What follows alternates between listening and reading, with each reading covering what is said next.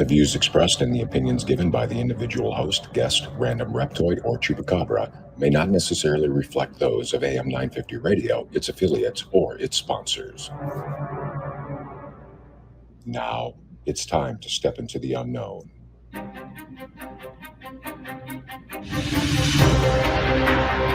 There are things people experience but never talk about. A shadow moving in the corner, flickering of the lights, a disembodied voice. We invite you to talk with us. Share your story, share your experience, because this isn't just your story. This is our story. This is GhostBox Radio with Greg Bakun. And this is GhostBox Radio on AM 950, where every night we talk about the paranormal, ufology, Bigfoot, and so much more. My name is Greg Bakun, and thank you very much for joining me tonight. Happy Monday. Wow, we made it through the weekend, didn't we? And I swear just about everybody who I know in the paranormal was out east over at the Gettysburg Bash over this last weekend. And I was supposed to be there, and I had to back out at the last minute. I actually was going to speak last weekend, but I wasn't able to. I wasn't able to go. And but it looked like it was a lot of fun. But what I was able to do, and those of you who've been listening all last week, was very well aware of the fact that we had our own event going on at if I could say it, historic Grant House. I'm so excited about it, I can't even say it. We had quite the turnout. I was very impressed. I was very happy on behalf, if I may, of Char Savoy, who put on this event along with me, and Becky Shaw, who did all the work over at the Grant House, and everybody who was able to go.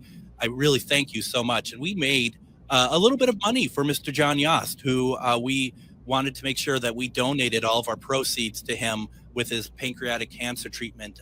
We were able to send a few $100 his way. And we were really excited about that. And we sold out the place. That place was packed. So thank you all very much. You know, I'm going to be honest. If you all would like to see more of that kind of thing, just send me a note over at comment@ghostboxradio.com.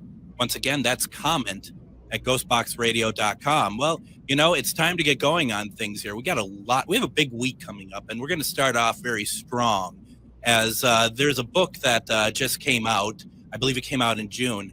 And I think that a book like this has been needed for a very long time. And I want to bring on the author of it. Alex Matsuo is a paranormal researcher, author, and social media influencer. She is the founder of the Association of Paranormal Study and runs the Spooky Stuff. If it's weird, spooky, unusual, scary, macabre, or haunted, she wants to write and talk about it. Alex was recently seen on the first season of The Paranormal Revenge on Travel Channel, Most Haunted Places in the World on Tubi, and the third season of Haunted Hospitals in episode 12, titled It Followed Me Home. She was also been seen on Travel Channel's Most Terrifying Places in America. Alex has written several books about the paranormal, including Women of the Paranormal Vol.1, A Brief History, which we'll be talking about today, The Hamptonville Hauntings, Ghosts of the Trevette Clinic, One Bed Over, A Hospital Haunting, The Brave Mortal's Guide to Ghost Hunting, and The Haunted Actor. Alex currently resides in Arlington, Virginia. She has been featured on KPBS, San Diego, Fox News, and The Washington Post for various endeavors. Alex, welcome to GhostBox Radio. Hey, Greg, how are you? Oh, I'm doing very well. It's been so long since you and I have spoken. It has been. It's been a few years, I think, now. It really has been. I've been following everything you've been doing. I mean, I've been watching. I mean, it sounds creepy. I get it. But I really have been following along and stuff, and really been enjoying your successes. And I think that it's been really cool. Were you at Gettysburg Bash this last weekend? No, I was actually almost on the other side of the East Coast. I was down in North Carolina for an event called Congregate. It's a sci-fi geek fantasy convention. That's right. Okay, so you were the only other person that didn't go to Gettysburg Bash. I'm pretty much the only other one. Everyone else was there. Now, I'd like to invite all of our listeners to join into the conversation. You can do so. We're not taking calls tonight, but if you are able to watch us on any streaming, we're streaming on AM 950 Radio, Facebook page, GhostBox Radio with Greg Bakun Facebook page, Things Network. Leave a comment for us. I will see it. We can put it up there. We can talk about it. With Alex, we are talking tonight about Women of the Paranormal Vol.1, A Brief History. Before we went on the air, Alex, I did say that I thought that this book, in general, I think is long overdue. Mm-hmm. Yeah, this is something that I've heard quite often since I even just teased that I was writing it. Mm-hmm. Initially, it started as like just a personal research project, and then it was going to be a blog series. And I was browsing my local library, and I saw that there were these. I was in the women's history section, and I saw that there were anthologies of different women in history, like bunched together, like 12, 13, 15, 20. And I don't know, it just kind of dawned on me we don't have this for women of the paranormal. Like, maybe this is something I could combine and put together into one volume, and then that way people can easily find it in a book, and they don't have to like use Google or search my blog and go to multiple areas of the internet or at the library. They can just find it all in one place. When just looking at just even the acknowledgments, just the acknowledgement page, and there is so much that had to go into writing this. I mean, it was, you're talking about the Library of Congress. You're talking about people that could help you with, from the way I read it, the people that could help you with certain other people that you feature in the book who have passed or it's past their time. I mean, at the time, if you're doing this as a blog series, would it have been that much research gone into it? That's a good question. I don't think so. I think there's a level of responsibility that has to go into when you're writing and putting it in a book as opposed to a blog. Yeah. Because with a blog, it's really easy to, just do a high level overview, or just do some links of like, if you want to learn more, go here, and it also depends on the audience too. And a lot of people who read blogs, they may not be looking for something really dense. They may just want that high level overview. So when I decided to move everything into a book, it just, the weight of responsibility got quite a bit heavier with, okay, I really need to check my sources, and I really need to make sure that I'm doing these women right.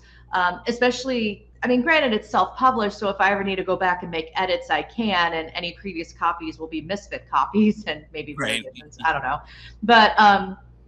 but yeah, there's the weight of responsibility for accuracy and transparency and authenticity. I think that weight gets a bit heavier when you decide to put it on paper and stick it on a bookshelf. So I really went forwards and backwards and talked to people. I had beta readers. I had historians looking at this book. I had my sources looking at this book too, of like, hey, I cited your work in this. And I also wanted to make sure that, the people I referenced felt like that I was giving them the proper credit too. Because I'm very passionate about making sure people are properly credited for their work. It was an interesting journey. It's interesting. I mean, I'm so happy to hear that. As one who has gone through a master's program, writing my own capstone, my own thesis, you go through the internet, you go even through self-published books, and you find that that when it's missing, when the sources are missing. And I totally get where you're coming from, that is really important to get right. I mean, let alone the fact that that's what separates professionals from the amateurs anyway. Mm-hmm. Yeah, and there were other sources that I looked at where I kind of sat back. I'm like, where did you get that? And then I end up finding the source that they used, but they didn't acknowledge them. And I'm like, well, that's unfortunate, especially since the way that this book is formatted is I'm not trying to repurpose any full-length autobiographies. I mean, several of the women in the book have multiple books written about them. Sure. And I'm not trying to repurpose that, but more of like a high-level overview and introduction. But like with the Catherine Crowe chapter, I talk about how I leveraged the University of Kent and their archives. Yeah. And I made sure to name that in case if someone wants to do a deeper dive into, or even look at the documents themselves, they can contact the University of Kent to make a research appointment. It could be remote or it can be in person. So it's like this, almost like this choose your own adventure with each chapter, where if you want to do a deeper dive, all my sources are there that you can go and have a wonderful time. That's fantastic. Now, speaking of deeper dive, what we're going to do is we're going to take a little bit of a break right now. When we come back, we're going to continue our conversation with Alex Matsuo about our book, the Women in Paranormal Brief History. You're listening to GhostBox Radio on AM 950. Greg Bakun here. I love historic tours of Minneapolis and seeing everything it has to offer. But if you know me, I like to include a little spooky in my tours, which is why I found the perfect combination. Minneapolis Trolley Tours does this amazing candlelight ghost tour that you have to check out. It's an extremely immersive experience. It's a trolley trip that starts out at a haunted mansion, traveling around Minneapolis locations exposing ghost stories that the public and business owners would rather left untold. Then a tour of the aforementioned haunted mansion where ghosts of past residents from the 1800s reside, plus a lot of surprises to discover. Next, experience Gertrude's After Hours. Did I mention Gertrude is the mansion's most famous ghost? Maybe she'll show up. And you finish up the tour at Gertrude's Lounge in the haunted basement of the mansion with refreshments and Q&A. The trolleys are climate controlled and the mansion is restored to perfection. Check out MinneapolisTrolleyTours.com for more information. Greg Bakun here. I've told you about the out-of-the-world roast beef sandwiches at Maverick's Real Roast Beef, but I haven't told you about their Philly steak sandwiches, turkey bacon avocado sandwich, BLT, crispy chicken, fish sandwiches, brisket, or pulled pork. Okay, you get the idea. They make a lot of delicious food to the same standard as their famous roast beef sandwiches, and now I'm starving. I'm going to go to Maverick's Real Roast Beef off Lexington and Roseville, and you need to go too. Check out their menu at mavericksbeef.com. What you wear is important. It should be fun, creative, and expressive of your own personality. At Grady Gear Company, we believe that clothing is more than just fabric and threads. It's a form of self-expression and a way to stand out with the crowd. Grady Gear is more than just a clothing brand. We're a community. We're here to inspire and motivate you to embrace your true self. We are a locally owned small business who do custom clothing orders too. Find us at GradyGearCompany.com. Have you ever met someone who not only can help you on a deep spiritual level, but also potentially change your life? Refined Divine is an extremely gifted psychic medium who travels the nation and lives right here in the Midwest. And she offers mediumship, mentorship, house and business parties, energy healing, palm readings, and so much more. Refined Divine has helped thousands, and she can help you. Hi, this is Psychic Medium Deb. I cannot wait to hear from you. You can go to refineddivinepsychic.com. And it's that time of the week again where we introduce the question of the week, a new one from last week. And the question is, for those who care to answer, do you believe aliens are actively working with the United States government? Is it? I don't think there's a wrong answer. If you would like to take part in the question of the week, send us an answer over at comment@ghostboxradio.com. That's comment@ghostboxradio.com. You could also put it into the chat if you so desire, or whatever you want to do. We're just curious, and we'll read it on one of the shows coming up, and we'll decide whether, what the consensus is amongst our audience. If we actually think, once again, do you believe aliens are actively working with the United States government? That's our question of the week. And let us know what you think about that.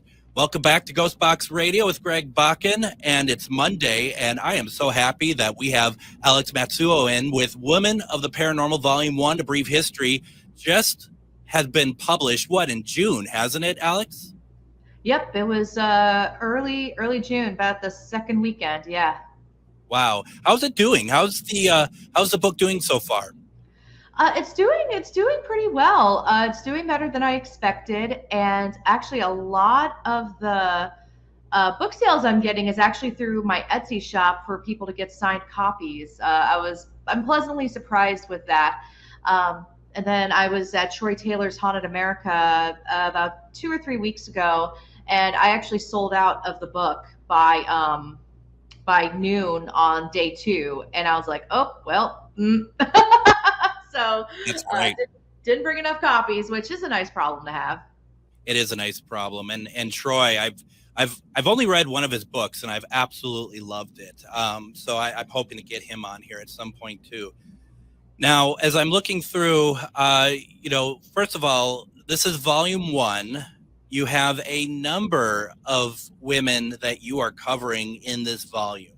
When you sat down and decided that you're doing this, I guess, series of books, do you know how many volumes you're doing? Right now, I have enough women to do 3 volumes total. Who's to say that I won't run into more as I'm doing research on these other women. I started off with 12 for volume 1, and volume 1 has 38. And the reason why that's a weird number is because I couldn't decide. I couldn't figure out who exactly to put on the chopping block for volume 2. And I talked to my editor, and she was like, you know what, just put them all in. It's your book. Who's making the rules? And I'm like, okay, I'll just do that.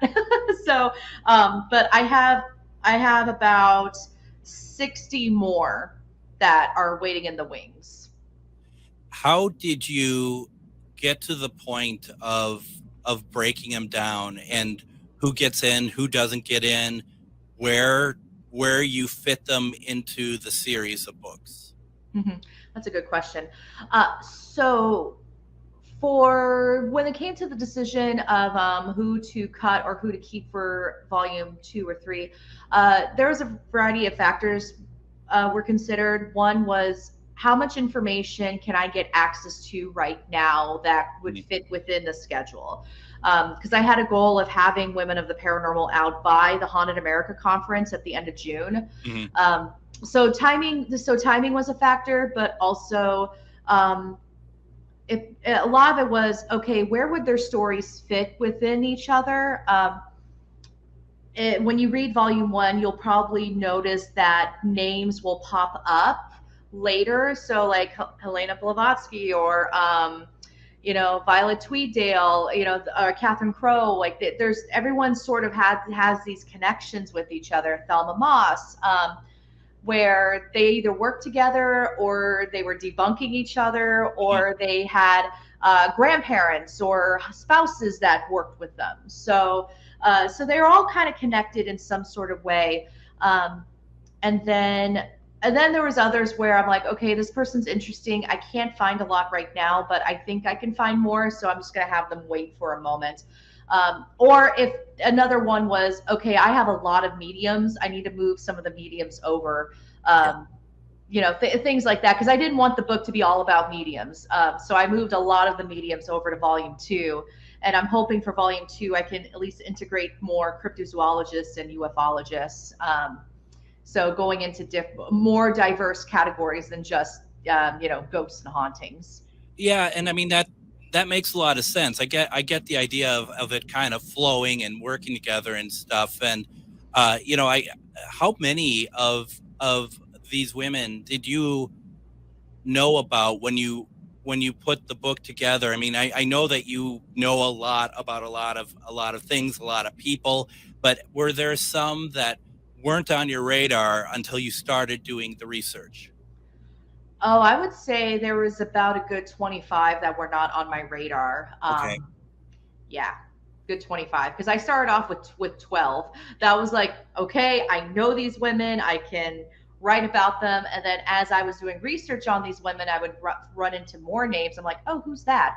And then I would do a deeper dive. And Sure. The Library of Congress was actually my big breakthrough with finding more women, because I had access to their archives, and even their just off the shelf selection in their main reading room was very robust, like more robust than I expected. And that wasn't even going through the card catalog.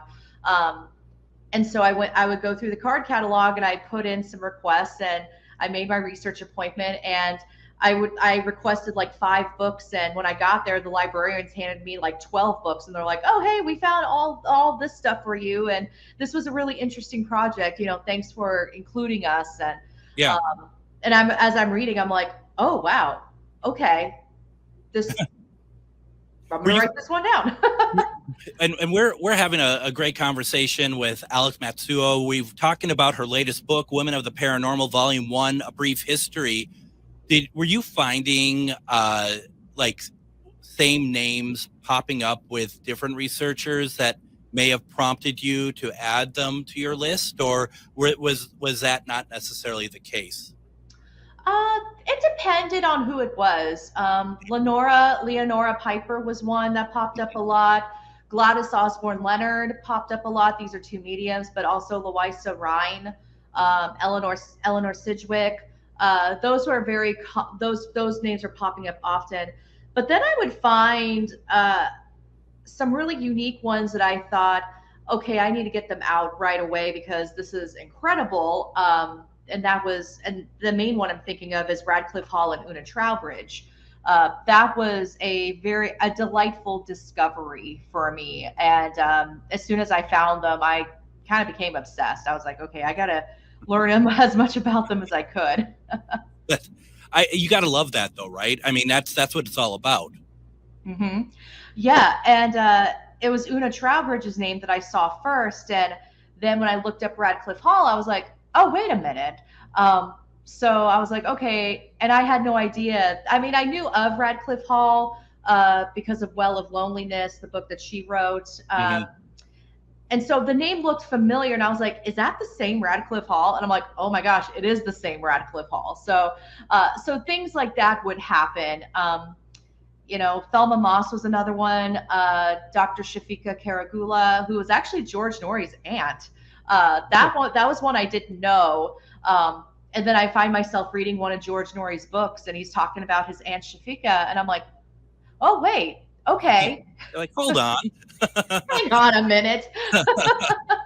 Those are great. Those are great, like serendipitous discoveries, aren't they? Mm-hmm. Oh, totally. And I'm pretty sure I may have read that book like maybe 15 years ago, but the light bulb didn't turn on. Because our Internet Archive was my best friend in this too. And when I looked up her name, George Norrie's book came up, and I didn't realize how instrumental she was in how he ended up where he is today. So I'm like, okay, so she definitely needs a mention in the book. So it was just really cool to find these names and find that they had connections, or they had male contemporaries who were doing the kind of the same thing at the same time. That is great. Why don't we do this? Let's take another break.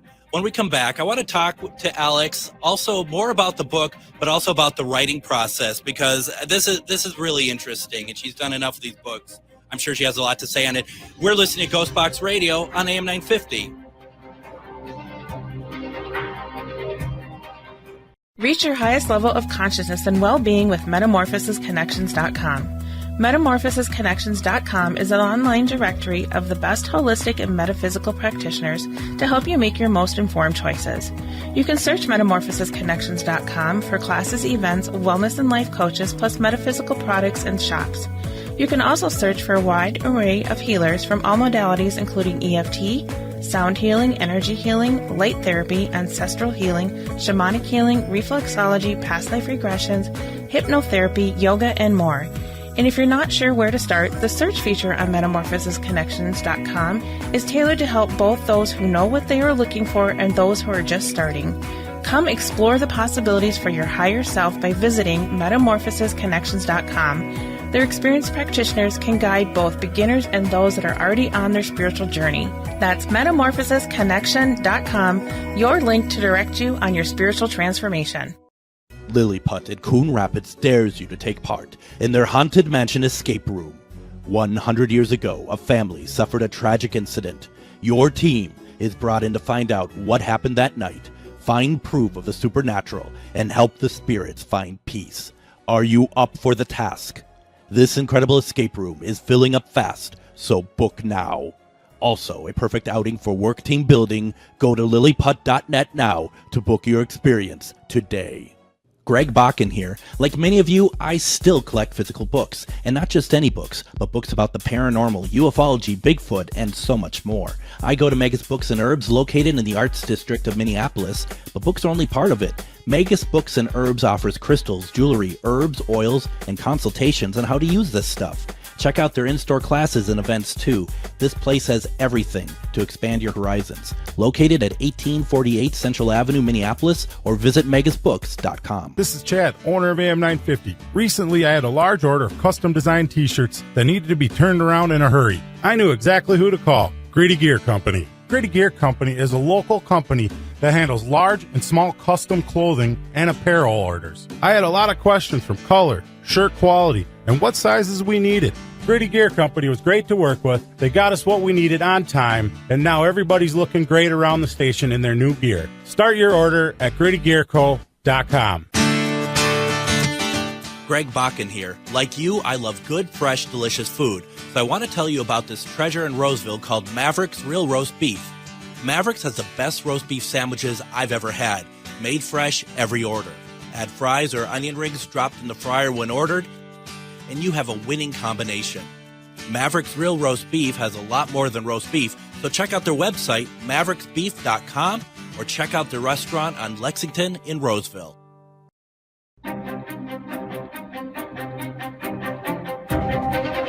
Did you get your ticket yet for the Dave Schrader event that we're going to be holding August 18th through 20th at the Anderson House in Wabasha, Minnesota? We still have a few tickets left. We do have a cap on how many tickets we're going to sell. We are getting close to it, but there is still time to get tickets. Just know, though, that the Anderson House itself to stay in during the event is sold out. But we are still selling tickets. There's locations nearby that you can get a room. But just know that the Anderson House itself is sold out. But, you know, I wouldn't let that stop you because it's going to be a jam-packed weekend.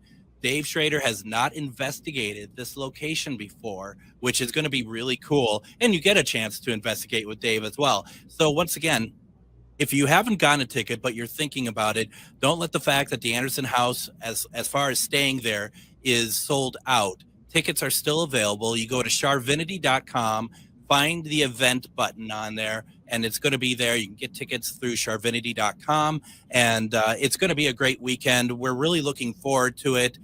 Dave is really looking forward to it, so I think we're going to have a really, really fun time. So definitely, please go check that out. Now we return to our conversation with Alex Matsuo, and we are talking about her latest book, Women of the Paranormal, Vol.1, A Brief History.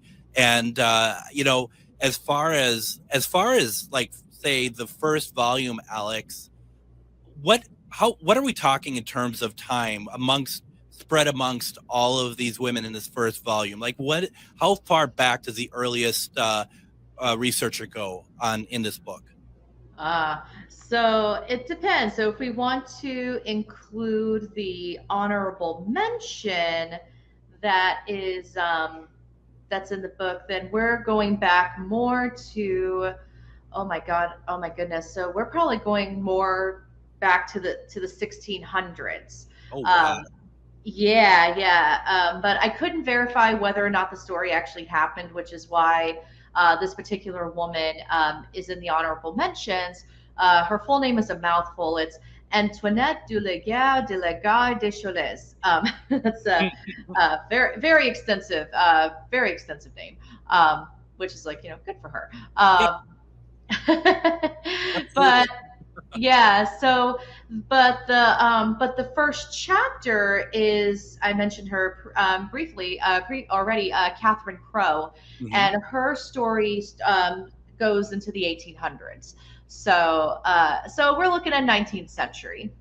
Okay. Now, this is probably an unfair question, one you probably get asked all the time. Let's look at Volume 1. Is there one person that stands out in your mind as making one of the most influential, either discoveries or impact or whatever on the field that we may have, like lay people like myself would have no idea about unless we read the book? I would say I would have to go back to Catherine Crowe. She wrote the book The Night Side of Nature, and that is the earliest text that we have where the terms poltergeist and doppelganger are brought into English usage.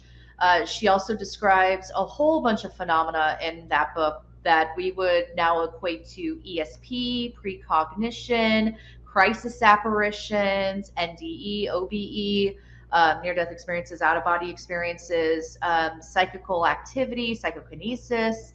And she was also one of the, and I say one of because I believe she is the first paranormal investigator as we know paranormal investigating today. Okay. I know a lot of people like to bring up Athena Doris, with that, but again, there's a good chance that Athena Doris that story may have been fiction, kind of like Antoinette. But with Catherine Crowe, she conducted what we would have been doing, what we do now. She wrote a book called Ghosts and Family Legends after Night Side of Nature, and she describes going to this house in Scotland and essentially doing a paranormal investigation. And she brings on a medium. She doesn't tell the medium the truth as to why they're there. She tells the medium that, hey, I'm thinking of buying this house. Let me know what you think. So the medium ends up having these, experiences that are consistent with what's being reported by the homeowner. And they essentially do, like, if they had a recorder with them, they would have been doing an EVP session. So I would say probably Catherine Crowe. She's starting to get a little bit more attention now, which is wonderful. She definitely did something there because Night Side of Nature went through 16 print runs. Oh, wow. It was a bestseller. And so the fact that she ended up falling into obscurity for so long is quite mind-blowing. Yeah, when I was researching poltergeist like 15 years ago, I found Night Side of Nature, and but I didn't realize that Catherine Crowe was essentially swept under the rug, and I was really surprised that more people didn't know who she was. When I'm looking at this, I'm like, this is the earliest evidence that we have that poltergeist. Like, this is the earliest like English-based text that we have on this. Now, like, this household name in the paranormal. Wow, that's actually really interesting. And we are talking with Alex Matsuo, and we're talking about her latest book, Women of the Paranormal Vol.1, A Brief History. When you did your research and going through the history of these women, did you find any like evidence of outright like sexism, like anything that came from any of these women where like it took a while for them to get through about the research because of them being women and not men? I did run into that a few times. One of the ones that really stands out to me is Ada Goodrich Freer. Mm-hmm. If anyone is familiar with, Harry Price had his controversy with Borley Rectory, Ada Goodrich Freer would be Balachin House. Okay. And there's quite a few things that could have, she wasn't exactly a saint in this situation either, but what I found interesting was she got heavily discredited with the Balachin House investigation. And so essentially what happened was Balachin House was rented for 3 months so that the Society for Psychical Research could come and go and investigate. And Ada was the house hostess for it. Mm-hmm. And while she was there, she heard footsteps, thumps, and bangs. She saw disembodied dog paws. She held a Ouija board session there. But since people were going in and out, there was an attendant that wrote to the Times, which was the local newspaper, that basically debunked everything. But one of the things that really infuriated me when I read this was whoever the writer was to the newspaper said that SPR made the mistake of appointing her to oversee the investigation simply because she is a lady. Wow. Yeah. And I'm like, wait a minute, hang on, did I read that right? So it was because she had her duties to attend to. She was unfit to carry out the actual work of investigating. And that letter instigated so much drama. SPR ended up publicly distancing themselves from her. She either resigned or she was let go, but she did tell people she resigned, and then she went off to go do her own thing. And she was caught being fraudulent a few times, but to me, like, that's what should have been focused on, not because she was a woman. So absolutely. Yeah. Wow. I mean, okay. I get it. Yeah. So let's go forward now. And you have a good, finger on the pulse, if you will, of paranormal current state. Just a very general question. Mm-hmm. Do you still think, do you think that there is sexism currently in the paranormal field? Unfortunately, yes. I've experienced a little bit of it myself. I've also seen it in paranormal media still. Paranormal media is getting a bit better, but I've always said that the paranormal entertainment industry is about 10 years behind Hollywood. So we're starting to get a little bit more diversity there. There's been a couple shows that have featured more women as co-hosts. I've yet to see a show that has a woman as like the main star, the main talent, which, is a bummer. But I think how the entertainment business handles it is also reflected in the field. I still see event posters that are very male heavy, which is interesting. And I've experienced it personally myself, where I've been part of an event where, a man will be featured on the poster as a featured guest speaker. I'm also a featured guest speaker, but my photo's not there. And he's there because he's had one TV appearance. Yeah. Meanwhile, I'm racking up about 4, and I have way more followers than that person does. And I have to say, it's a bit disheartening to see that, when it's like you work so hard to reach some sort of like level of like, hey, I've done some work here, putting out books and making content, and then and I know there's a running joke in the event circuit that you just need to be on TV once and you can be on a poster for an event.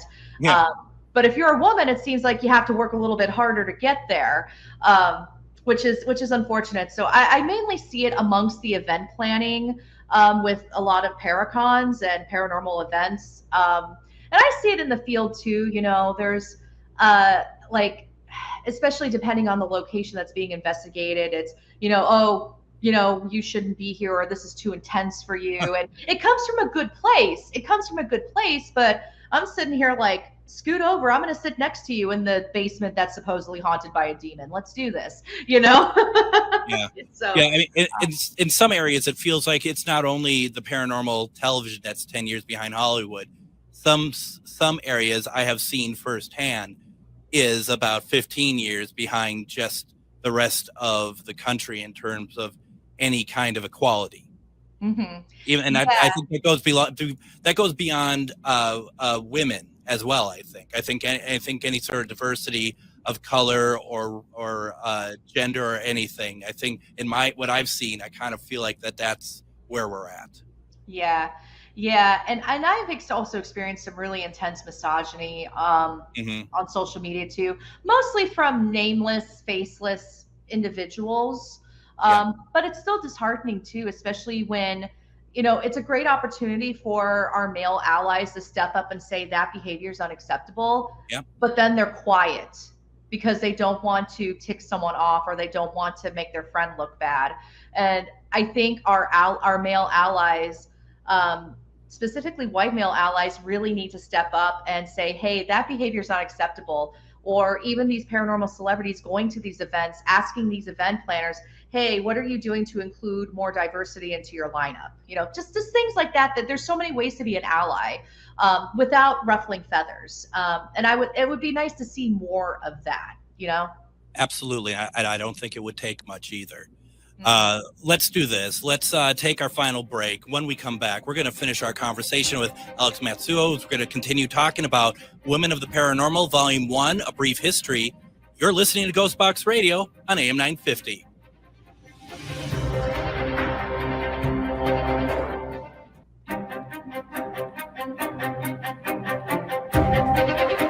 And join us tomorrow on GhostBox Radio with Greg Bakun. We're going to be talking with Daniel Roberge about the paranormal app, the EchoVox, and other paranormal apps that he has created. I have always been on the fence about paranormal apps myself, but I've been using the EchoVox for years. That's a different level. We're going to talk about that tomorrow. Wednesday, we're doing one-question readings with psychic medium Char Savoy. It's always good to have Char on.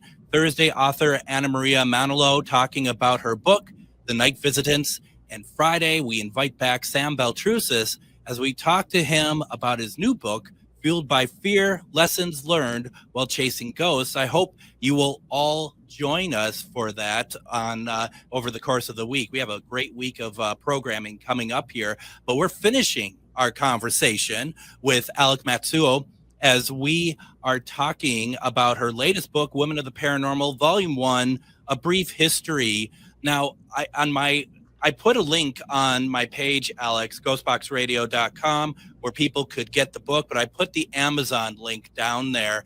Do you prefer us using a different link? Because you mentioned you had the Etsy shop as well.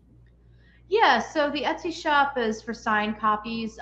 You can also do womenoftheparanormal.com. That takes you to the page on my website with the links to Amazon, Goodreads, and the signed copies on Etsy. So Amazon or womenoftheparanormal.com is fine. It depends on what people want from the book. If they want the copy from Amazon, it's all good. If they would like a signed copy, they can reach out to me. And who wouldn't want a signed copy? That's what I'm thinking. Who wouldn't want a signed copy? You're just like, I don't know. People who don't want to pay shipping. Who doesn't want a signed copy? Well, maybe those who don't want signed copies, I guess. I don't know. So as we're finishing up, I wanted to talk a little bit about the writing process because, you've been doing this for a while now. You've been putting out a lot of very impressive material, a lot of good books, and you write. Over the course of this period of time, and it's a lofty question, but what would you say is the number one thing that really stuck out to you that you learned over the course of writing for all this time? I have learned that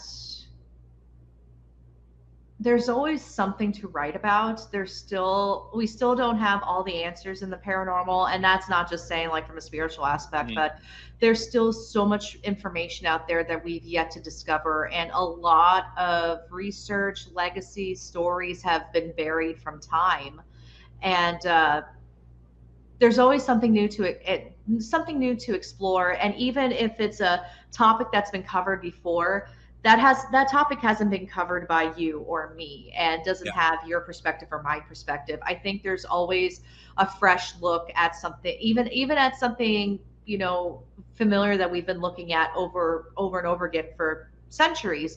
I think there's still new things to learn. Yeah, I can get that. Yeah. Is there anything that you've written about that you think that it's time to go back and revisit? Yeah, so one of them is The Haunted Actor. That was the first book I ever put out. Mm-hmm. I wrote that based off of my my thesis for grad school. It's a very academic, text-heavy, research-heavy book. And I was still, I guess you could call, a baby ghost hunter back then. I mean, I started my team like 3 years before I wrote that book. So I was still pretty well. I was around, but I hadn't had a chance to talk to other people about their experiences, and I learned new stories since then that I feel like it's time to go back to The Haunted Actor and see, like, hey, can anything be updated, or did I discover anything new, or is there anything in there outdated? And I can already think of one where I make a case about tulpas haunting theaters, but I shouldn't have used the word tulpa. I should have used more like thought forms or egregores. So it's like I need to go back and do some cleanup there. Sure, absolutely. What about looking at the future? Obviously, you have more volumes. You mentioned that you think you have about 2 volumes left for Women of the Paranormal. Are they all going to be called like A Brief History, or each one going to have like a different subtitle to it? I think they're all going to have a different subtitle, and that's going to come from me looking at, I have an idea of who's going to be in volume 2, but then I'm going to have to look at it holistically and see, like, is there a common thread between all of these women? Is there a common theme that keeps popping up?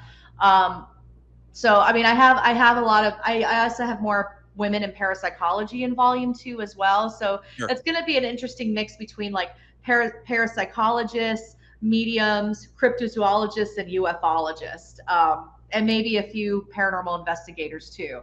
But I think it's going to be a little bit more heavy in those categories. So I think it's going to definitely have a different subtitle there, and I'm looking forward to discovering it. Well, and I'm wondering if there's stuff that you've like information you've collected that you're just like, I cannot wait for me to be able to share this with everyone. Is there anything in there? You don't have to give it away, but is there anything like that you're just like, I cannot wait for people to read such and such piece of this book? Oh yeah, there's definitely a few. And I guess on a sadder note too, there are a couple of women that are, I've written their chapters, but they have yet to pass. And one of the criteria to be in the book is you had to have passed, because your story is over. Your story's over, so to speak. There's nothing new to be discussed in that sort of way. So I do have a couple of women waiting in the wings, and I hope they wait in the wings as long as possible. Unfortunately, illness will eventually take them from us. But I'm really excited to be able to tell their stories. And I'm telling it now, even as, since they're alive, but, to have them actually on paper in a book, like, hey, this is what this woman did in the 21st century. And, she was totally kicking butt and doing such a wonderful job. And then of course I have a couple of parapsychologists that I was like, oh, wow, you did that experiment? Cool. It's like, I can't wait to tell that story. That's going to be really interesting, especially as, I think it's going to give such a great framework and such a good picture of an area that may have been pretty much kind of left behind a little bit. I mean, that's what I really love about these books, is that you're giving them their time to shine, basically. Mm-hmm. Yep. And really also, when I can, I'm trying to give these other women who are still alive and still working their time to shine as well. Especially with the ones that I know are probably going to be added to a book in the future. But they're no longer able to work. So they actually were able to review their own chapter and give me their feedback, which was oddly beautiful, sad and beautiful. But it's nice it's going to be one of the few chapters where that woman actually contributed to her own chapter and was able to tell her story. Otherwise, it's like what I ran into with Linda Godfrey and Rosemary. I'm going to cut you off there because we're running out of time. Mm-hmm. To get Alex's book, go to Amazon, Women of the Paranormal Vol.1. Thank you for joining us, and we'll see you tomorrow.